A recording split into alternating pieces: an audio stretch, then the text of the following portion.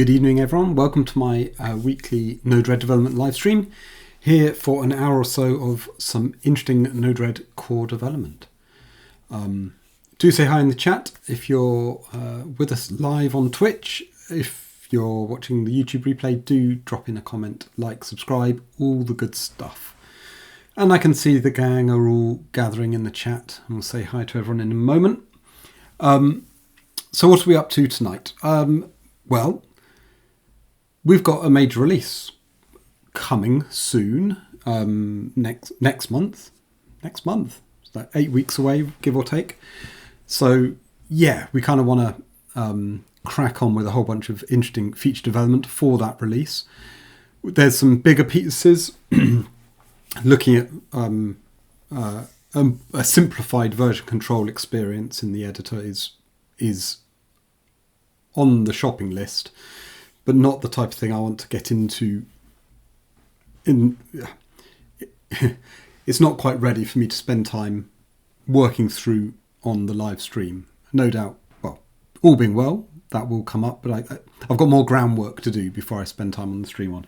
So we've got a whole bunch of issues raised, which slight departure from previous releases. We've raised issues and flagged them as features, and put them into the 3.0 milestone. So these are things plucked off the backlog, all some small, some big, but all fairly reasonably well defined. So this is kind of the working list. Yeah, if in doubt, pick from this list. And just looking through this list just now, there was one which I've now lost, which I was on seconds ago, and now I can't see it for the life of me. So I'm just going to hit forward because this is where we are. So this is what we're going to have a look at tonight. It's a requirement or an idea for a feature that came up not too long ago in the forum, which was quite a nice idea. The issue being, with debug nodes, you throw lots of debug nodes in, you wire them in, and then you get all these messages appearing in debug. And unless you remembered to rename each debug node as you added it, it's quite hard just to scan through the debug and know what node each one is. Yes, you can hover over it and it will highlight the node, but if you're just trying to scan down the list, it's not ideal to have to hover the mouse over each one in turn to see where it came from.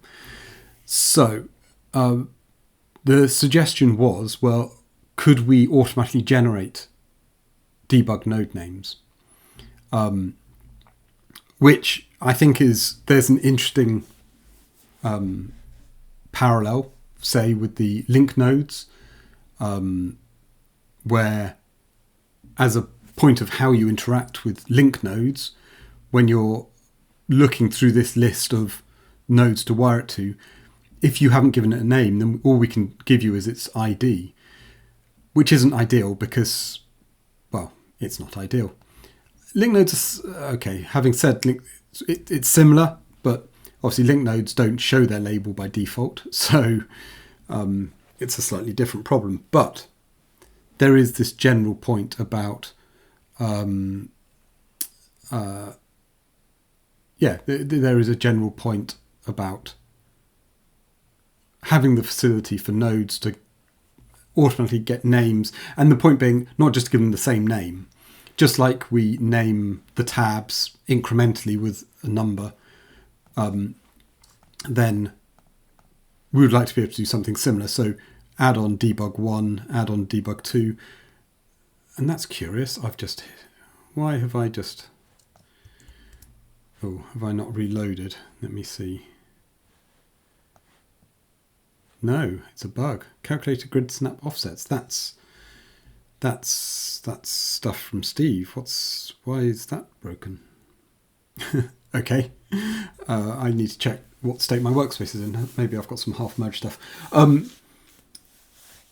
Just switching to chat. Ball Geek, depending on what your actual issue is with the MQT nodes, if you're certain it's a bug with the node, that the node is not doing what it said it should, then raise an issue on the GitHub repository and we can drop a link into that. If you just want, if it's some behavior you're not sure about, then a post to the forum. We can always bounce you to the issue tracker if need be, but yeah. Right. So first up, I just want to try and work out, well, I'm going to have to work out why am I getting errors when I drag new nodes in, because that's pretty central to what we want to be doing tonight. Where am I at? I don't want that open. So I've been testing a bunch of different pull requests today, so it's entirely possible. Well, I say it's entirely possible. I think I'm on a clean checkout. Let me.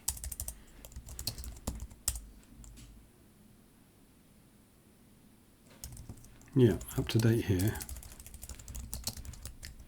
But I have just pulled down a whole bunch of changes I merged, so maybe I've merged something that, but calculate grid snap offsets. That was something in one of Steve's pull requests, so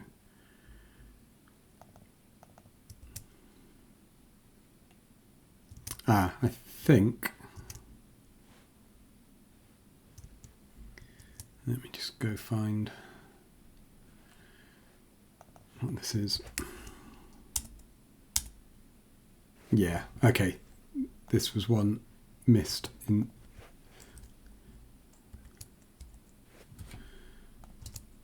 Oops. Copied the wrong bit. Red.view.tools. This function has moved and I missed it in the pull request review. There was a reference to it.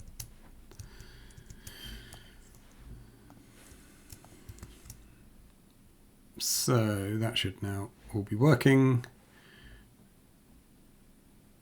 Oh no, it's not working. Okay, it looks like a couple bugs. I clearly didn't test the pull request fully enough. How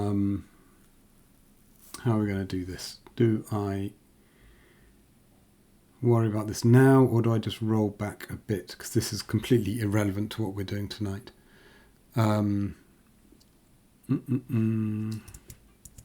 Yeah, I'm not going to get myself bogged down. This needs fixing.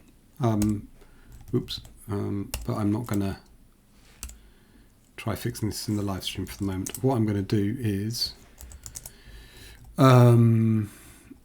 let's see. Let's go back to this, because I think I know where that's crept in.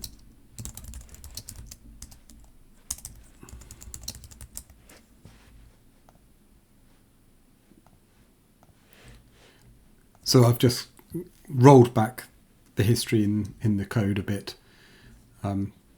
prior to the pull request I merged this afternoon, which I think has introduced that bug.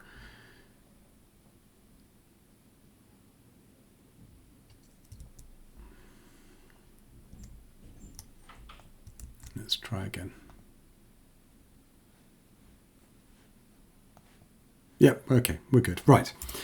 So what we want, so the requirement is each time I add in a debug node is to give it a name, such as debug1.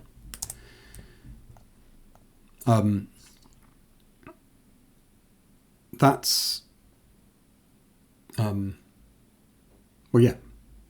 And then when I add the next one, for it to be called, you guessed it, debug2. So that's the basic shape of it. Now, the point of tonight's stream is going to be just to investigate, is that feasible? Do we have the bits in place we need to make that work? Whether we really want to do this or not, I'm still in two minds. Partly because by giving it a name, then you lose the fact you don't get the message at payload. You no longer see what type of debug node it is. But yeah, a Board Geek asks, could the debug pick up the name of the node it's attached to?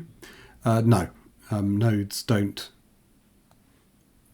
Yeah, no, one node's configuration does not depend on other nodes. So that's not something we would typically consider, because also, well, it's then a question of what information would you show about that node? Would it be its name or what? So anyway, but let's not get too feature creepy right now. Right now, all I want to do is investigate, do we have bits in the code that would allow the debug node to do this for itself?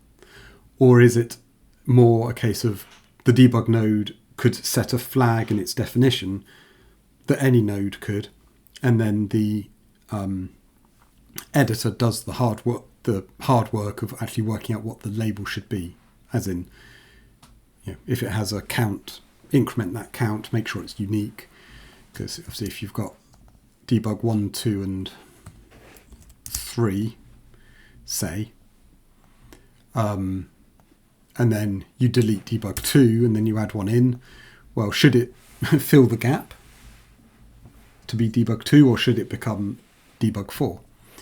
I can't remember what we do with the flows. If I delete flow 3 and then add one back, it jumps straight up to flow 5. Okay.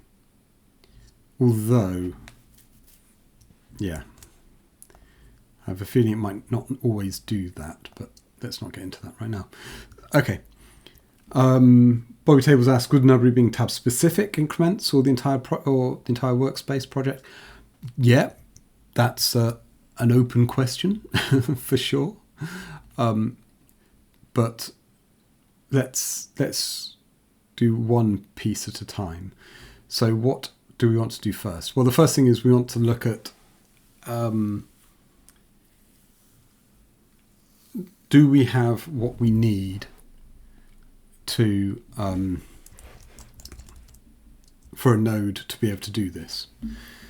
So the short answer is we do.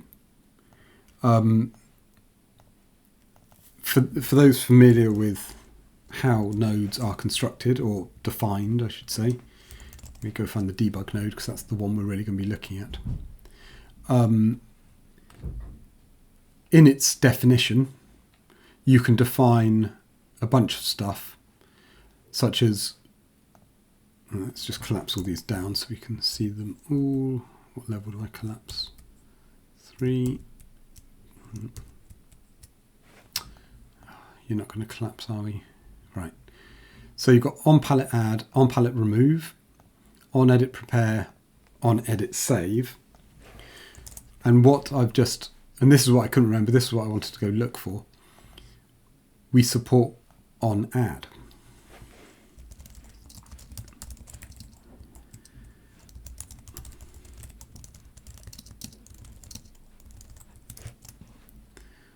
Okay, so we're just going to our debug node, we'll add a console.log, and let's see what that does. So we reload, drag in a debug node, and you can see we've got the message. If I copy and paste, you can see we got a message. So yeah, we have the wherewithal to do something here. Let's say if I said this.name, well,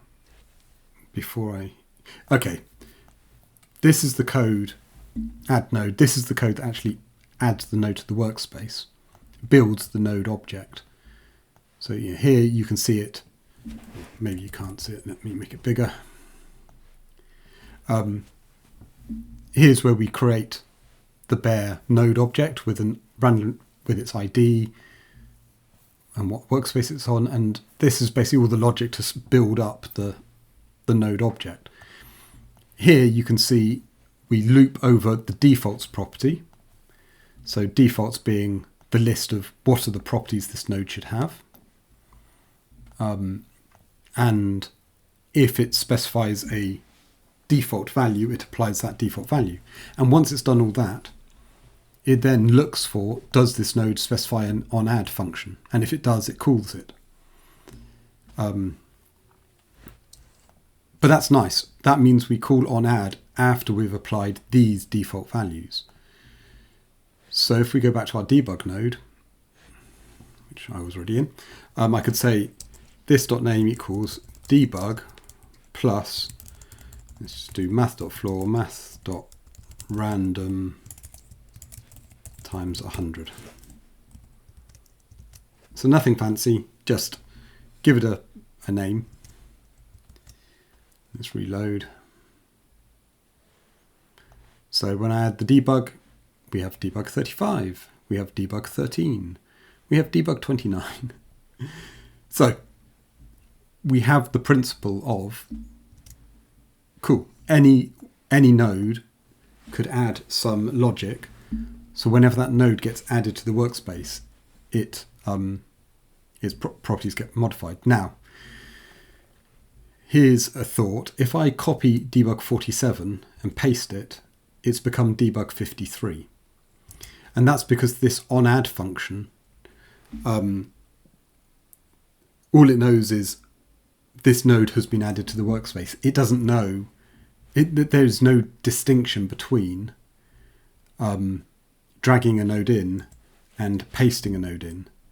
And more the issue, or more the thing to consider. So let's pick debug 47. If I export it to my clipboard, and then in fact I'm going to delete it, just to not complicate matters, and then I re-import it, it's become debug 90. So even though its underlying ID will be the same, because this onAdd function is getting called, then this naive bit of code is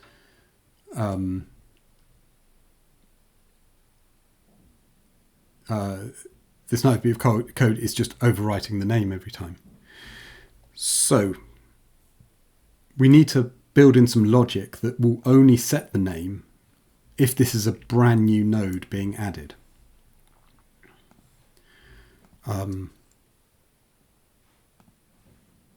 Yeah, I think that's right. Let's just have a look.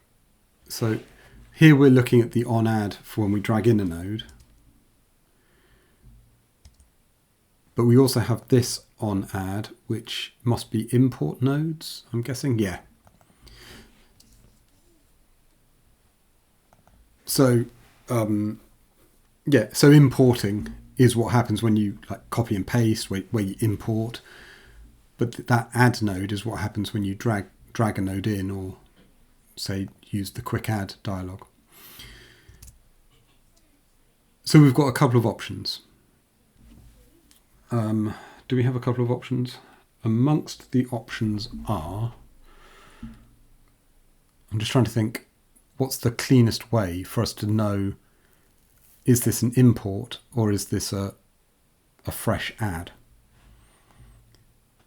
One option certainly would be, we could change the editor to pass in a flag. So onAdd,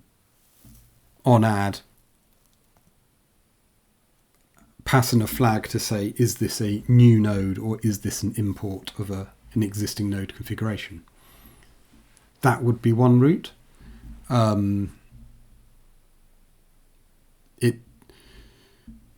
That would be one route. It might be worth considering. But for the moment, I'm going to just play around. What can we do with the APIs we have today? So the big question is, does this node exist? Well, what we could do is do a red.nodes.node this.id.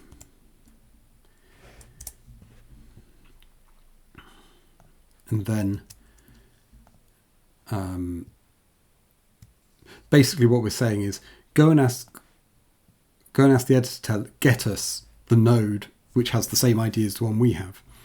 And the reason I think this might work is in the onAdd scenario where you're dragging the node in, this function gets called before the node gets added to the flow model.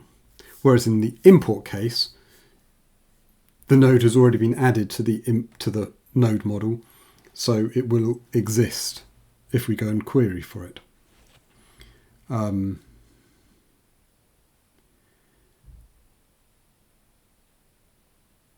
Yeah.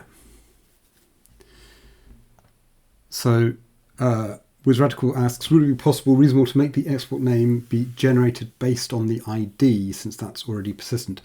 Well, one of the difficulties is IDs are already quite long, cumbersome strings.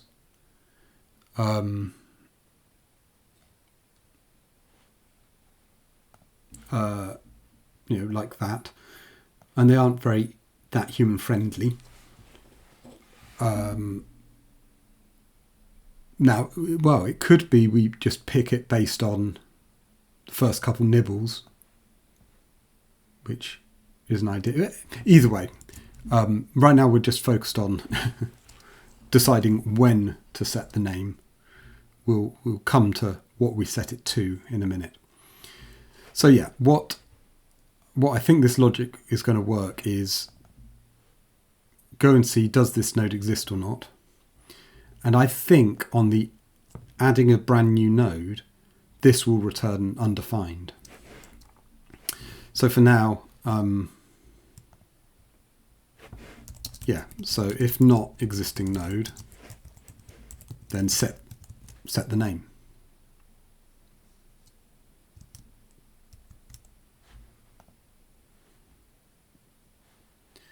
Okay, so if I copy and paste that existing node, notice its name hasn't changed.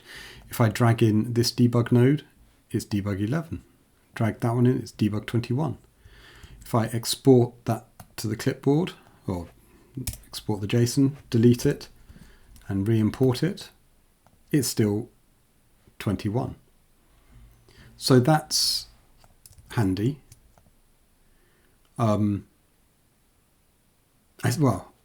I say it's handy. Well, right. It's kind of swings and roundabouts now. So what the scenario we've now improved is, if I add debug nodes, they all get random names, which is good. So they're easily identified. Okay, assume we fix the numbering so they're sequential. For now, they are getting new names. But quite often, I'll just copy an existing debug node rather than come over here to drag it on. And the logic we've just added, added means we don't touch the name if it's an import, because we keep the existing node name. So now, are we perhaps in a worse situation? I now have two nodes with the same name. Yeah. WizRadical asks, is control click exactly the same as using the palette? Yeah, so if I control click to add the debug, you can see, yeah, it uses the same function that we were looking at just now. But yeah, so swings and roundabouts. Is this something we really want to do? I'm now in two minds.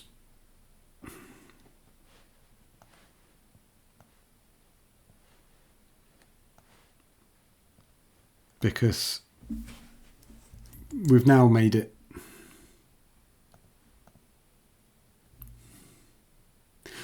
Look, what I'm thinking is, someone could craft a beautiful flow, and they very carefully curate their debug nodes, temperature, humidity, whatever. So they are meaningful names rather than generated ones. I then export that flow send it to you, you import it. I want you to have debug nodes with the names I've provided because they are meaningful to the flow. So I think it is perfectly valid and reasonable not to change the node name when you're doing an import. But it's exactly the same code when you do a copy and paste in the same workspace. And yeah, does it compound problems by making it easier to end up with nodes with the same? Well, no, because what am I thinking? Because if you copy and paste a node already, it's going to get the same name. But dragging new ones on, giving them unique names, does still feel worthwhile. Oh. Like I said, in my mind, I'm only like 60% sold on this as a concept. Tonight's more about building it and seeing how it feels. So, yeah, let's forge ahead. It's always good to identify usability issues as we go along. But we've done the very simple piece of, okay, we can now distinguish between an import and an add. While Bobby Tables, believe me, are saying how we should append things to the names,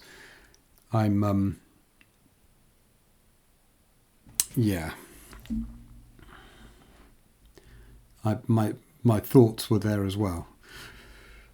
Right. What? Oh, yes. This is the fun one as well. If I take out this check as well,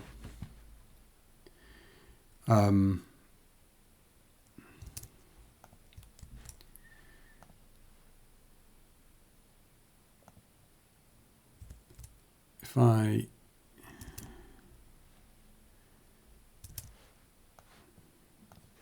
that's interesting. So on add, okay. What I was just testing was, does on add get called for the initial load? Oh, the initial import of the flows, and it doesn't look like it does. Yeah, I think it only gets called for newly added stuff, but that's fine.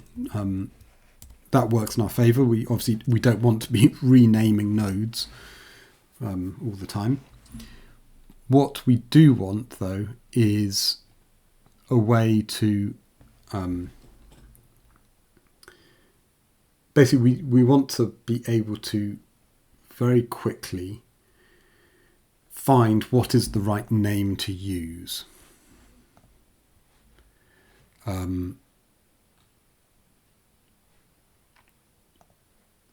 Yeah, we want to find what the right name to use is. So, so I've just realized I've pulled this up on the screen I'm sharing. I can see Steve has just pushed in the fix for the issue I hit at the start of the stream. Thank you, Steve. I appreciate that.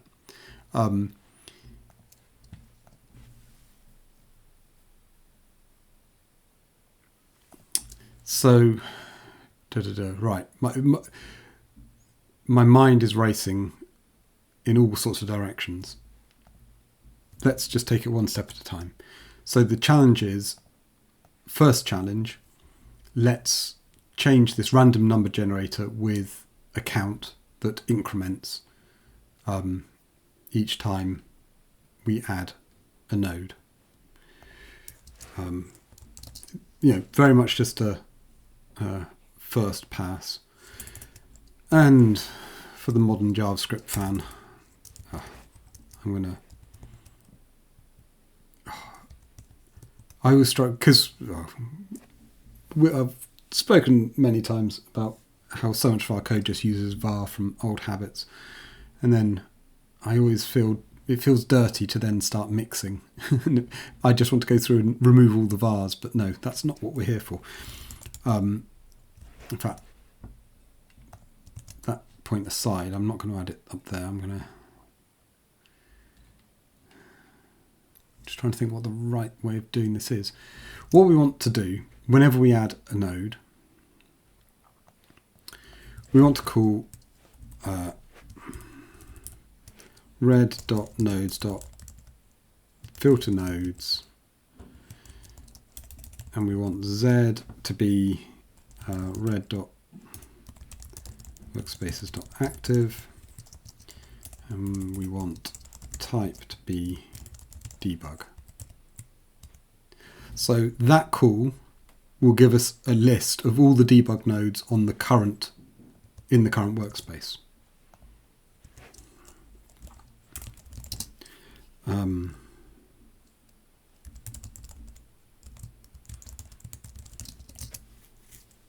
And with Radical Terry, you'll see going straight in with filtering it based on the current workspace. Now, I've reserved the right to change my mind on that piece, only because the debug sidebar, it could be confusing if you ended up with two debug nodes with the same name by virtue of them being on different tabs. Because in the debug sidebar, you'll see two messages alongside each other from debug nodes of the same name, and that could be problematic. But again, we'll see how it feels. We also need to remember we would still recommend users give their debug nodes meaningful names. This is just trying to handle the lazy case where people don't name the nodes, which, let's face it, is the most common for sure. But existing debug nodes, there is also a consideration about internationalization, but we'll worry about that at a different time. What we're going to do is say max name number, for want of a... Yeah, we're going to do existing debug nodes for each. Look at me, I'm even using arrow functions. This is all blending old with new. So for each debug node, what we're going to do, we are going to say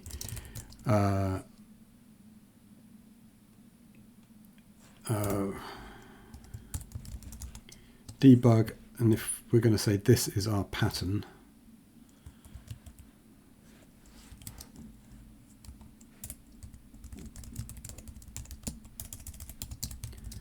so this is a node whose name matches the pattern, as in starts debug space and then one or more numbers, or digits I should say. If it matches that pattern, we're going to say node number equals, and I think we can probably just parse into it. I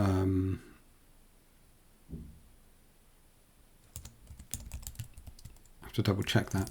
If node number is greater than max name number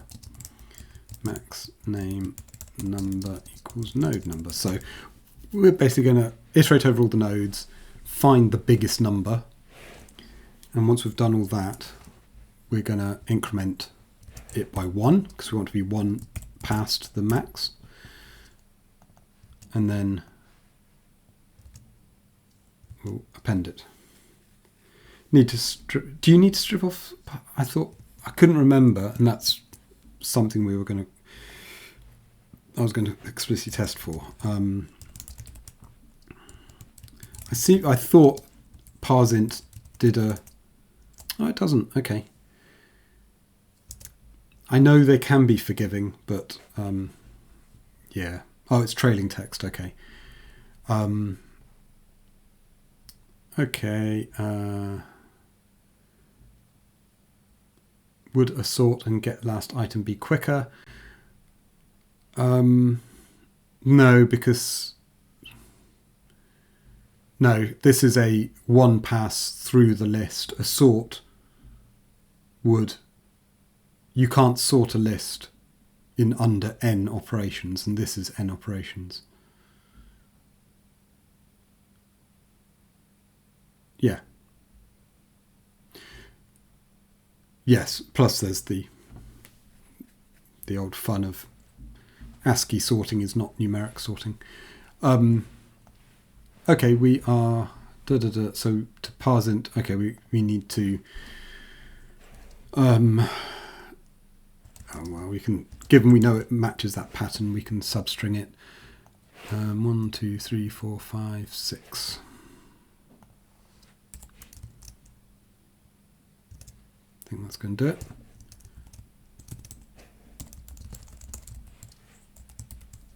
Yeah, does it. Boogie. Okay, let's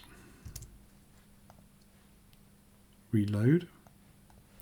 So now when we add in a node, it's debug 1, debug 2, debug 3.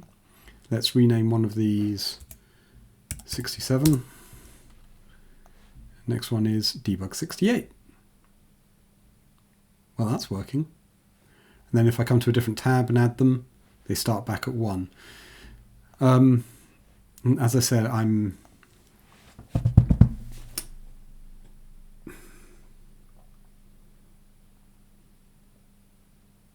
in two minds whether that's the right thing to do or not. It's my honest answer.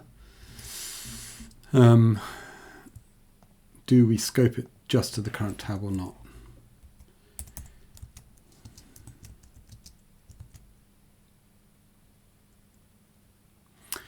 Well, if we suffix with flow name, then it's going to start getting pretty long because, yeah, these could be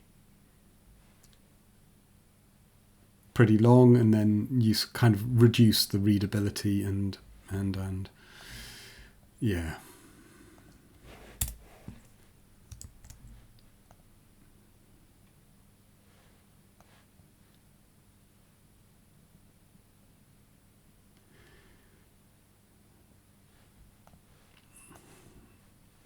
Yeah, so I've tweaked it, so now it's global. It's going to pick the number. Starting from 1 for that flow. Hold on, guys. I'm just trying to... MVD dev, starting from 1 for that flow is acceptable. Do you mean start from 1 on each flow, or do a global count? So, yeah, you are guaranteed it's always going to be unique. So you guys think from 1 on each. As in my... So what is giving me second thoughts on that is then in the debug sidebar, you could have a bunch of messages that all say debug 1, but it doesn't tell you which debug 1 because there are multiple. Now, yes, you could put filter and say current flow, so it only shows you the one on the current flow, but yeah, there's part of me that if we were to do that, it would be a matter of time before someone raised an issue saying the numbering doesn't increment across different flows. So yeah. Steve says, could the debug entry not show the flow name? Let's have a look. Well, it could. I mean, yeah, we haven't. There could be a bit more. It takes up some more real estate. Yeah.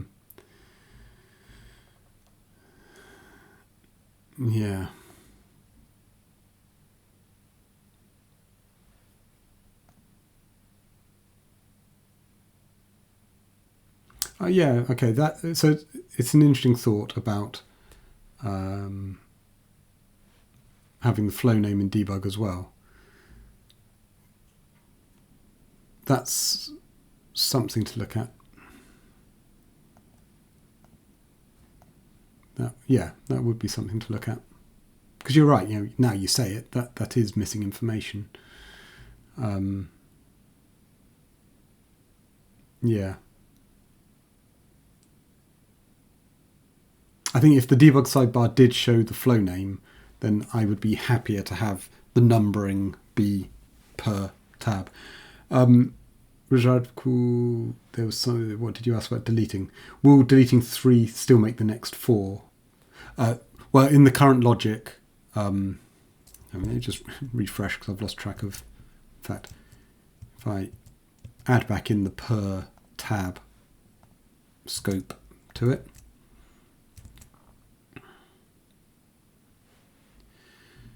so if I throw in some debugs, if I delete debug 3, add that back in, it's debug 3 again. Purely because the logic we have is whenever you add a node, it looks at all the existing nodes, finds the highest numbered one, and then just adds 1. So yeah, that doesn't require us to have any memory of what numbers have been used and what haven't. That keeps things relatively simple. And like I said, this could be a pattern we want to extend to linked nodes. Yeah, so to your point, if I delete 2 and I add 1 back in, it's 4. It won't fill in the gaps. Per tab numbering should be faster due to less nodes to regulate. Yes, that is this filter nodes. This function having a Z filter is optimized because we keep lists of nodes per tab, so that allows us to jump straight to a shorter list rather than have to iterate everything. So yeah, it is more efficient. Okay, so a few bits and pieces to contemplate. First up is internationalization. So there is a conversation to be had with our friends at Hitachi around the Japanese translations, just as in terms of other locales, the Japanese ones are the ones that are maintained. The others get occasional contributions, so it's always good to sanity check, particularly with something like Japanese, which is so markedly different to English, that it's always good. So the question is, first up, do we have a suitable message in the catalogue that we can just use? Which I would expect there to be, but don't take it for granted. Debug.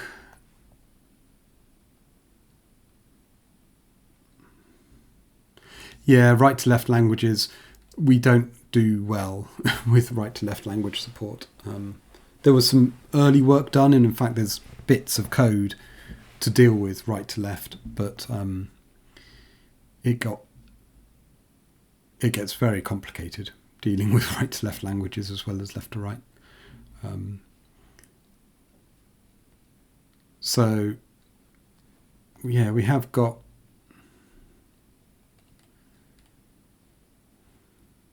curious, we don't have, like we do with some of them, like link. Here you can see link in, link out nodes. We don't actually have one that is just the word debug. I mean, okay, we do, but that's the label for the sidebar. Yeah, maybe that's... Can we rely on that? Yeah, this is where you've got to be careful with the translations, is just because you see the word somewhere in the catalogue, it doesn't mean all the translations will match. But yeah.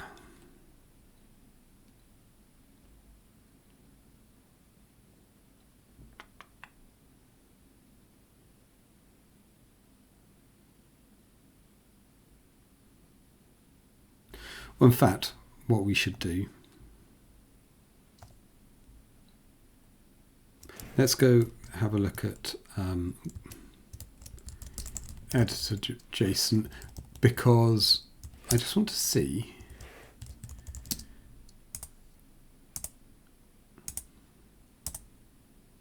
there.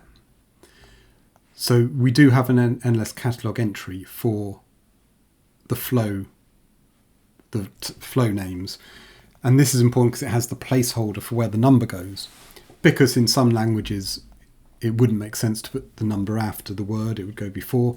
So yeah, so we should follow, given this is a new feature, we don't have to retrofit it in, and yeah.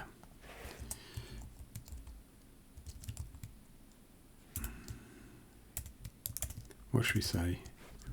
What do we call it over here? Default, yeah. Default name. Do we want a capital D? I think we do.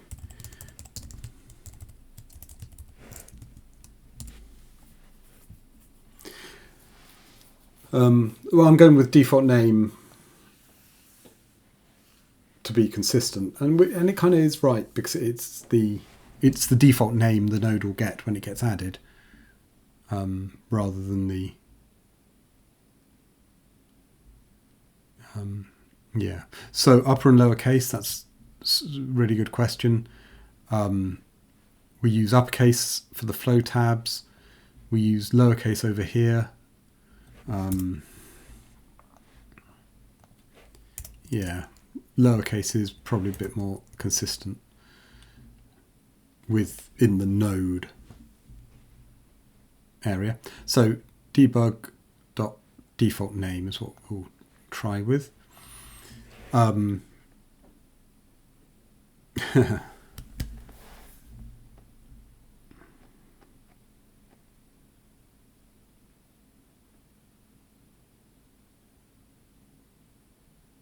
So that's all well and good. Now the problem is, what do we do with this regex? Because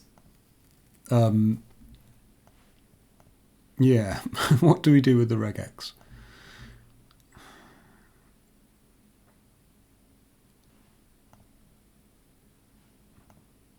Because if we allow them to put number anywhere, then we need to be able to split it out, and we need to be able to parse it out, and. Oh, right. Nothing like making this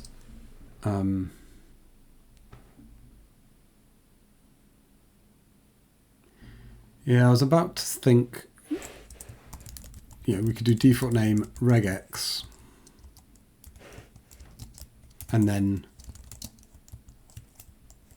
something like that, and then we build the regex from it. But actually, I think, Steve, you're right. We can build a regex based on that property. Okay, so let's go down that route. Default node name is node red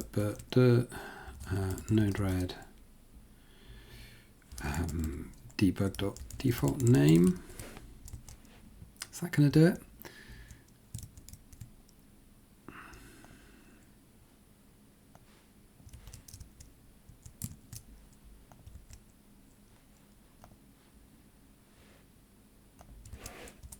Yes, that has done it. Okay, so that's how we get it out of the message catalog.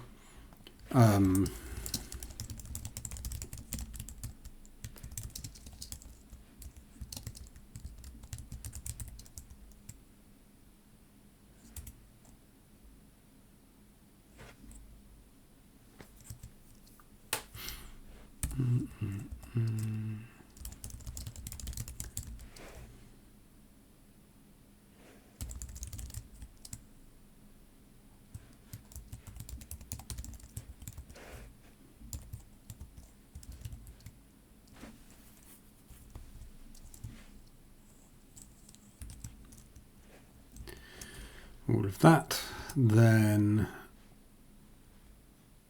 in fact what we can do, if we stick some brackets on that,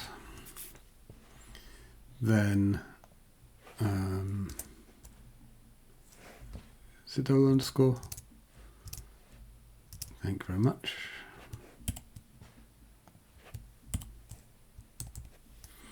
Well spotted. So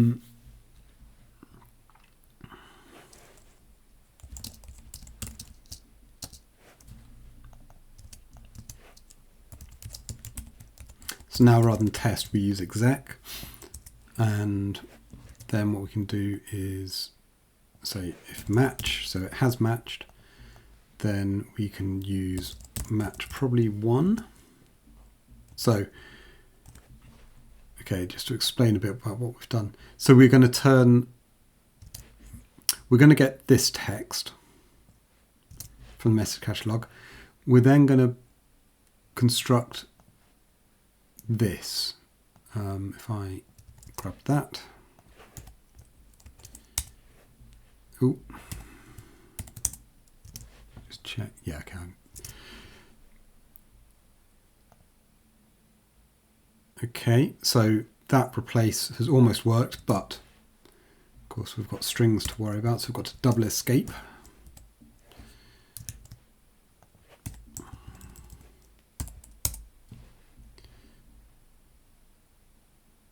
Oh, do we?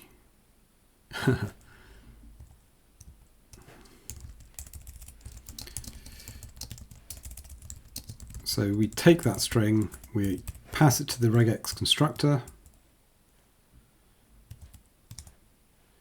and then we can do d.test debug 123 true. So that's worked. False, because there's no strings there. False, true. Well, that got true because we haven't anchored it. Okay, so that's working with the double escape.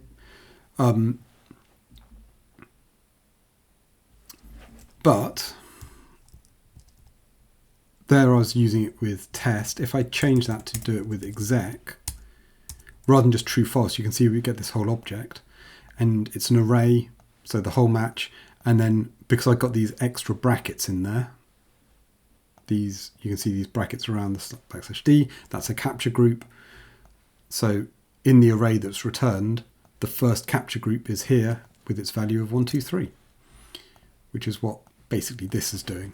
So match will exist if the regular expression is matched, and if it has matched, we know it will have match 1. That we know match is an array, and we know that element 1 of the array is the number.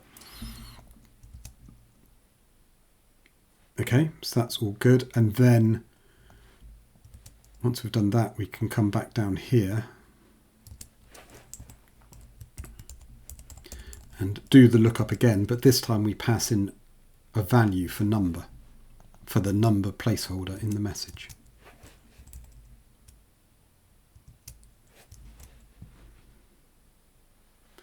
So we add in the debug, and we get debug 1, we get debug 2, we get debug 3, and then if we do debug 123, this one should be debug 124. So that's all working. So that's translation proof and ready. Yeah, that's working. I like that. So there is a question of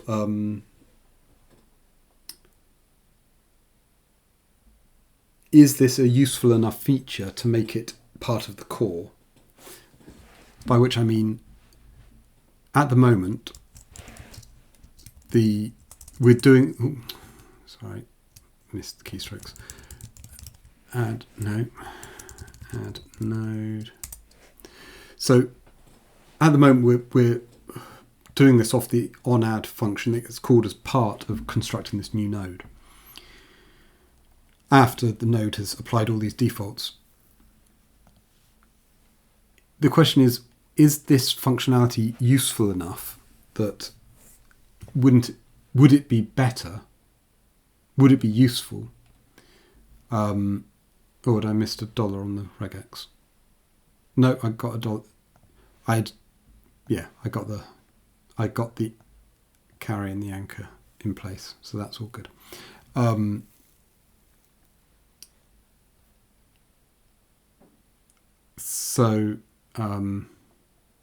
fact, yeah, I know I can use template strings. I'm not going to in this instance, just because at some point you've just got too many brackets in the line and you can't always work out what's inside. There, that's just a bit more explicit and I feel more comfortable with that. Anyway, would it be a case of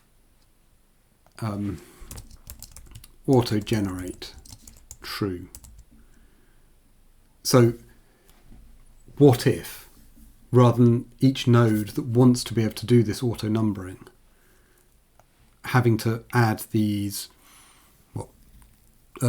15 or so lines of boilerplate code, what if they could just, in the defaults array for their name property, set a flag to say auto-generate true, and then have the editor apply this logic on their behalf,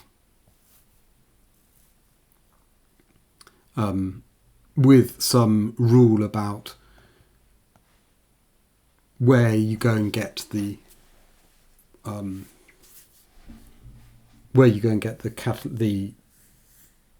or try to look up the message catalog name to use for the node, with a sensible fallback if it doesn't exist, just like the type and a number. That's all doable. Yeah.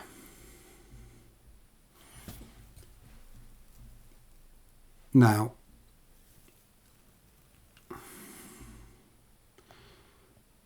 if we go down that route, okay, we've come to the conclusion here for the debug, we can number them from 1 on each tab, but that might not be the right answer for everything. Like, say, the link nodes, which do span across different tabs. Should this logic, if it were part of the core that could be toggled with a flag,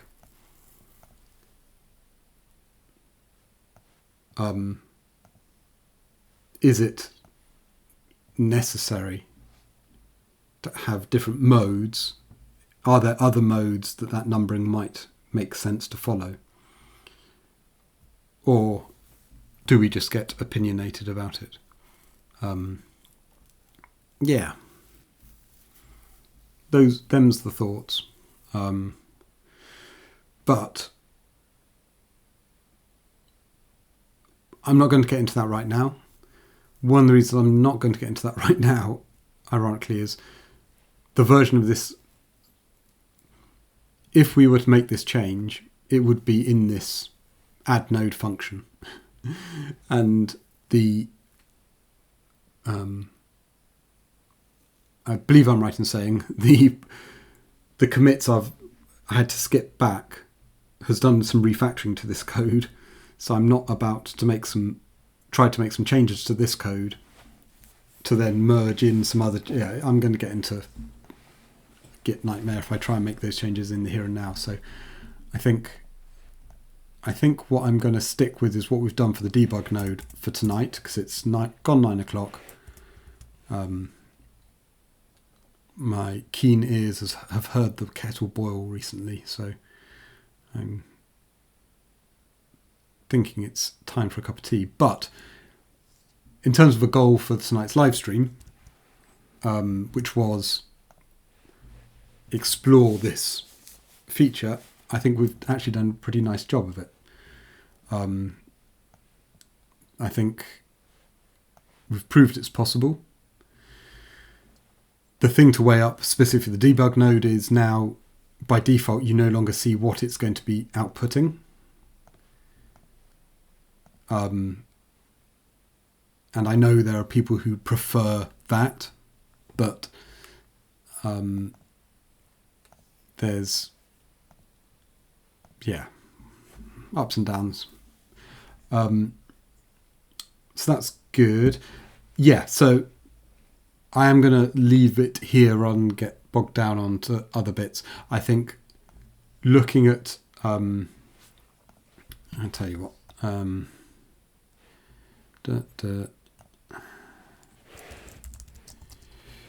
include flow name in debug sidebar output. There we are. Milestone 3, labels, editor, feature,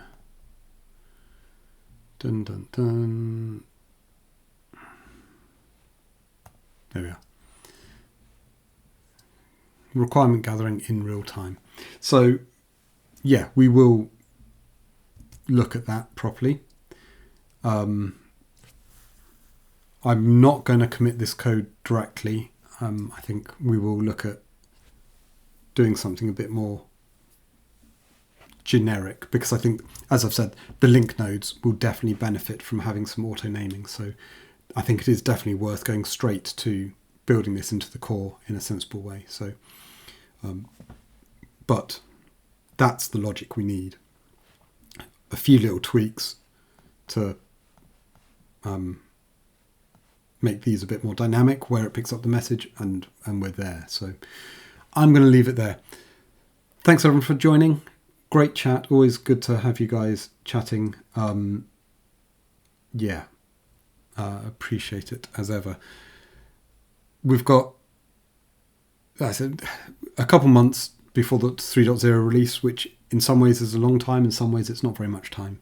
Just in terms of raw time I have to spend on Node-RED, I'm sure that time's going to fly by. So if there is anything you guys are interested in 3.0, do let us know. Do shout in Slack, in the forum, wherever. But yeah, thanks for joining. Yes, the testing framework is certainly there, Nathaniel. Something I need to spend more time with, but yeah, we'll get there. Right, enough of me. I'm going to say goodnight.